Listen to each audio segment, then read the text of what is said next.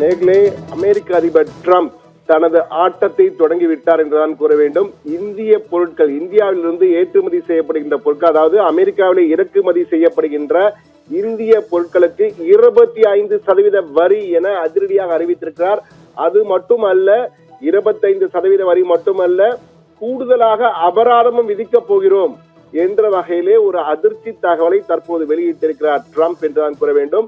இது ஆகஸ்ட் 1 முதல், நாளை மறுதினம் முதல் இந்த வரி விதிப்பு என்பது அமலுக்கு வருகிறது என கூறியிருக்கிறார். அதாவது இந்திய பொருட்கள் அங்கு செல்லும் போது கூடுதல் விலைக்கு விற்கப்படும். இதனால் நிச்சயமாக இந்திய பொருட்களுடைய விற்பனை சரிய வாய்ப்பு இருக்கிறது என்ற ஒரு தகவலும் தற்போது அங்கிருந்து வந்து கொண்டிருக்கிறது. எனவே அமெரிக்க அதிபர் டிரம்ப் தற்போது அதிரடியாக இந்தியாவுக்கு செக் வைக்க ஆரம்பித்திருக்கிறார்.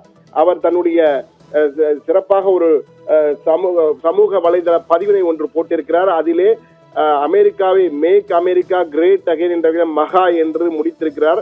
அதில் சொல்லும் பொழுது ரஷ்யா ஏற்கனவே உக்ரைனுடன் ரஷ்யா போரை நிறுத்தவில்லை. ஆனால் ரஷ்யாவிடமிருந்து அதிகமாக மிலிட்டரி எக்யூப்மெண்ட், அதாவது ராணுவ தளவாடங்களை வாங்கும் நாடுகளில் இந்தியா ஒன்று. அதே போன்று எரிபொருளையும் அதிகமாக வாங்குகிறது. சீனாவும் இந்தியாவும் போட்டி போட்டுக் கொண்டு ரஷ்யாவுக்கு ஆதரித்து இந்த எரிபொருட்களை வாங்கி கொண்டிருக்கிறது. எல்லாருமே ரஷ்யா உக்ரைனுடன் போரை நிறுத்த வேண்டும் என்று எதிர்பார்க்கும் நிலையில் அங்கு பலரையும் கொண்டு கொண்டிருக்கிறார்கள். இதற்கு ரஷ்யாவுக்கு பலமாக இருப்பது இந்தியாவும் சீனாவும் தான். பொருளாதார ரீதியாக அவர்களை பலப்படுத்துகிறார்கள். எனவே ஆல் திங்ஸ் நாட் குட் என்று கூறியிருக்கிறார். இந்தியாவுடன் எதுவும் சரியில்லை என்ற வகையில் சொல்லாமல் சொல்லியிருக்கிறார் என்றுதான் கூற வேண்டும்.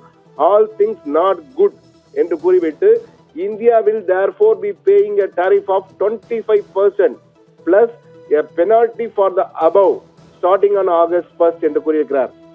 ரஷ்யாவுக்கு உதவி செய்வதற்காக அவருடைய பொருளாதார ரீதியாக அவர்களை வளப்படுத்தும் வகையில் அவர்களிடம் எரிபொருள்கள், ராணுவ தளவாடங்களை வாங்குவதற்கு எதிர்ப்பு தெரிவிக்கும் வகையிலே தற்போது இவர்களுக்கு 25% வரி மட்டுமல்ல, கூடுதலாக அபராதமும் விதிக்கப் போகிறோம்.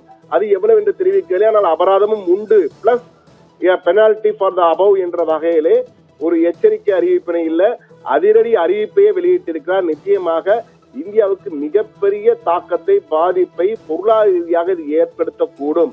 இந்தியாவுடைய ஏற்றுமதியிலே மிகப்பெரிய பாதிப்பு. அது மட்டுமல்ல, இந்திய பொருட்கள் அங்கு மேலும் கூடுதலாக விலை உயர்ந்து விற்கப்படும் நிலை ஏற்படும். இதனால் இந்திய பொருட்களை வாங்குவதை தவிர்த்து வேறு பொருட்களுக்கு, மலிவான பொருட்களுக்கு செல்வதற்கான வாய்ப்பு உண்டு என்பதையும் மறுக்க முடியாது என்பதுதான் ஏற்றுமதியாளர்கள் சங்க நிர்வாகிகள் எல்லாம் இந்த கருத்தினை தெரிவித்து வருகிறார்கள். ஆனால் மிகப்பெரிய அளவுக்கு டிரம்ப், இந்தியாவின் நட்பு நாடு என்று கூறிக்கொண்டு வந்த டிரம்ப் இப்போது அதிரடியாக விதித்திருக்கிறார். இந்த வரி நிச்சயமாக எந்த அளவுக்கு இந்த வரி பாதிப்பை ஏற்படுத்த போகிறது, இந்தியா என்ன செய்ய போகிறது, இந்தியா பதிலடியாக இங்கு அமெரிக்க பொருட்கள் வந்தால் அவர்களுக்கு கூடுதலாக வரி விதிப்பார்களா, என்ன நடக்க போகிறது என்பது அடுத்தடுத்த நாட்கள் தெரிய வரும். ஆனால் இந்தியாவும் அமெரிக்காவும் இது தொடர்பாக அமெரிக்காவுடன் வர்த்தக ஒப்பந்தம் செய்து கொள்வது தொடர்பாக தொடர்ந்து பேச்சுவார்த்தை ஒரு பக்கம் நடந்து கொண்டிருக்கிறது. ஆனால் இதுவரை அதில் எந்த முடிவும் எட்டப்படவில்லை.